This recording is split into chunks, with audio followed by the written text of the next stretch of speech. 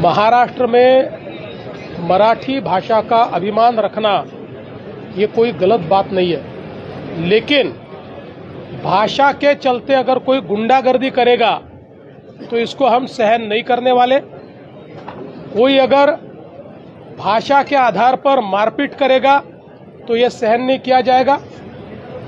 जिस प्रकार की घटना हुई है उसके ऊपर पुलिस ने एफआईआर भी किया और कार्रवाई भी की है, और आगे भी अगर कोई इस प्रकार से भाषा का विवाद करेगा तो उसके ऊपर कानूनन कार्रवाई होगी। हमको हमारी मराठी का अभिमान है, लेकिन भारत की किसी भी भाषा के साथ इस प्रकार से अन्याय नहीं किया जा सकता, ये भी हमको ध्यान में रखना पड़ेगा। और मुझे तो कभी कभी आश्चर्य होता है कि ये लोग अंग्रेजी को गले लगाते हैं और हिंदी के ऊपर विवाद करते हैं। ये कौन सा विचार है और ये किस प्रकार की कार्रवाई है? इसलिए इस प्रकार से जो लोग ऐसा कानून हाथ में लेंगे इनके साथ कड़ी कार्रवाई की जाएगी। झाल्यानंतर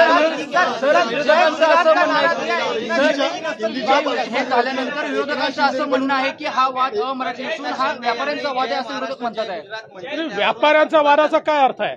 काय व्यापाऱ्यांनी त्या ठिकाणी व्यापार करू नये?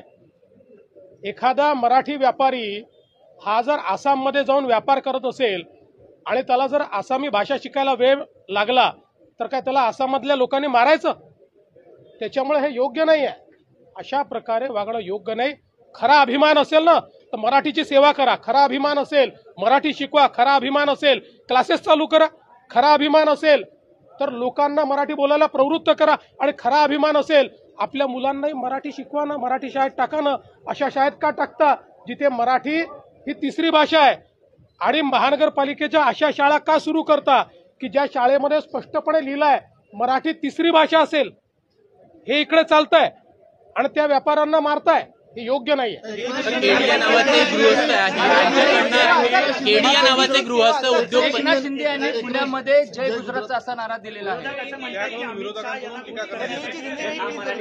असं आहे, आपल्याला मी आठवण करून देतो, यापूर्वी एकदा चिकोडीला छत्रपती शिवरायांच्या